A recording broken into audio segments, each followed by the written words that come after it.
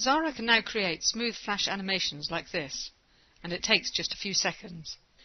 To show you how easy it is, I'll create a basic animation from scratch. XARA does not use a timeline, as you see with some animation software. Instead, it takes a more traditional animator's approach, and one that we feel is much simpler. You simply create a series of keyframes, or snapshots of your animation, and XARA does the rest. To start, click this New Animation button, and you will see a new set of animation controls appear. First, I'll create a simple rectangle to use as a background. This will remain static during our animation. Now I'll enter some text, which I'll animate. I can draw just about anything I like using XARA's drawing tools: text, shapes, and photos. The key to all XARA Flash animations is that objects that are to be animated must be named, which you do with this button. Give it any name you like. The object will retain the name even when copied to a new frame. This is our start position, our first keyframe. We now create a second keyframe by clicking this button. This copies everything on the document to the new frame. The core principle of XARA's Flash animation is that it automatically generates all the in-between frames in the Flash movie. The result is a smooth animation from one keyframe to the next. So on the second frame, I want the text enlarged. So I just use the normal XARA facilities to enlarge the text, like this. And I'll also recolour the text to be bright blue. To show the keyframes in your animation, there is a frame gallery, which you can display with this button. This window can be docked to the side of the screen by dragging, like this. As you can see, this shows that we have two frames. The animation always plays from the top down. Just click on the frame to show the state of the animation at that point in time. So you can see frame 1 has the original text, and frame 2 the enlarged text, coloured blue. To preview this animation, just click the preview button here, and you can see this animates from the first keyframe to the second. Very simple, very quick. The speed at which it animates is controlled by the display period. You can see here it takes half a second to move from frame 1 to 2, and then half a second on frame 2, before it cycles around the animation again. To slow the animation down, we just alter the properties of this frame 1, which I can do with the animation properties dialog from this button. So I'll set the display period for the first keyframe to be 2 seconds. Now if I preview, you can see the animation takes longer. XARA is generating all the in-between frames in the animation, so you can see it does not just enlarge, but it also changes the colour as well. Suppose I want the text to animate the other way, starting large and going small. Well, that's easy. I just change the order of the keyframes, which I can do by dragging in the frame gallery, like this. So now the first frame is large and the second is small. Note the frame name is irrelevant here. It always displays the animation from the top frame downwards. So a quick preview shows it animating the other way. Also note that the animation is faster again now, and that it pauses for 2 seconds when small. But that reflects the frame timing shown here. I'll just restore the original frame order. Let's see what happens if I fade the text on the first frame, using the transparency tool to be almost entirely transparent, like this. Preview this, and you can see the wording now fades in, as well as enlarging and changing colour.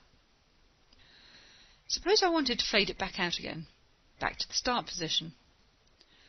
Well, this is really easy, because I just have to copy the first frame, which I can do by selecting the first frame and clicking the copy button. So now I have 3 key frames.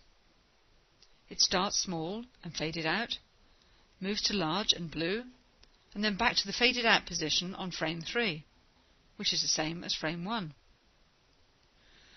But on the preview you may notice the timings are not even.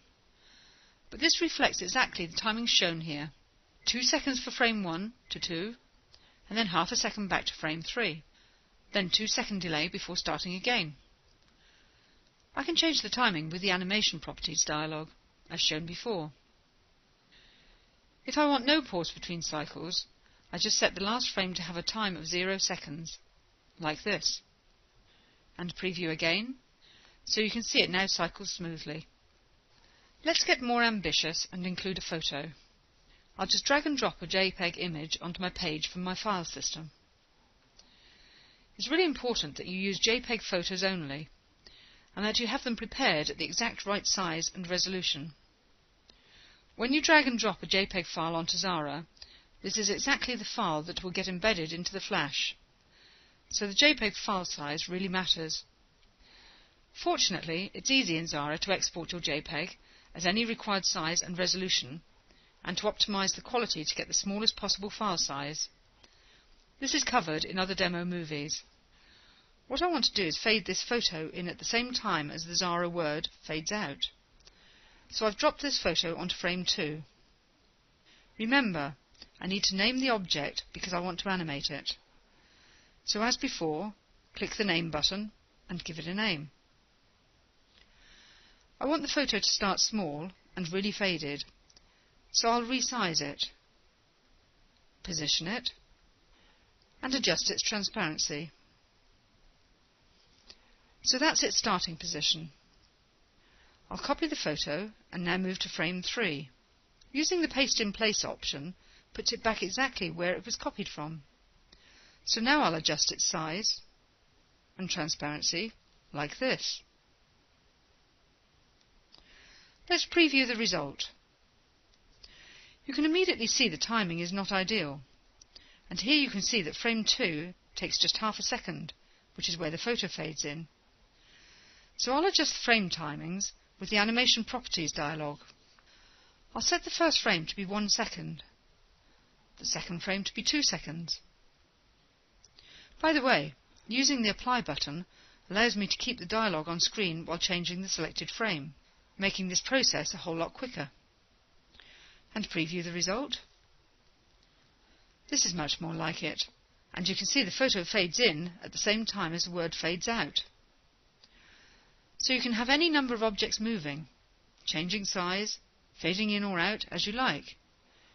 And as long as each has a unique name, XARA does all the hard work of creating the smooth animation.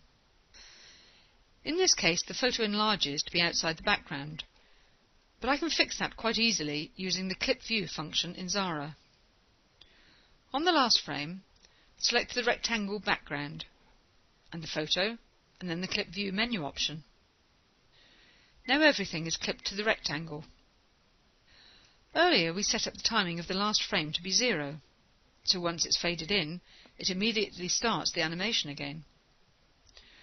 But as before, setting the last frame period to be 2 seconds ensures it pauses for 2 seconds before starting again. In fact, in the Animation Loop and Speed tab of the dialog, you can set whether it loops continuously or a set number of times. Finally, let's spice this up a bit more. On frame 2, I'm going to rotate the bitmap. It's mostly faded out, so not that easy to see, but I can adjust the transparency to make it a bit clearer.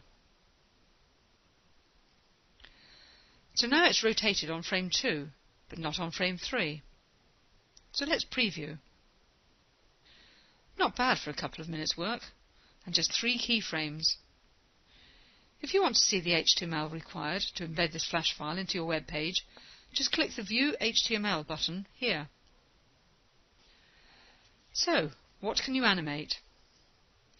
Flash supports a core set of features that can be transformed or tweened from one frame to another. You can move, enlarge or reduce, rotate, change colour and transparency of any object, vector graphics, text or photos, and that's about it. And if you look around the web, you'll find that's what most Flash files do. Objects just whiz around the screen, sometimes enlarging, rotating, or fading in and out. Here's an example showing the main transformations you can apply to objects from one keyframe to the next. There's more to creating Flash files using XARA. We strongly recommend that you read the help and try some of the step-by-step tutorials in order to better understand it. In particular, for more advanced animations, it's necessary to understand object naming and the use of the name gallery, which has not been shown here.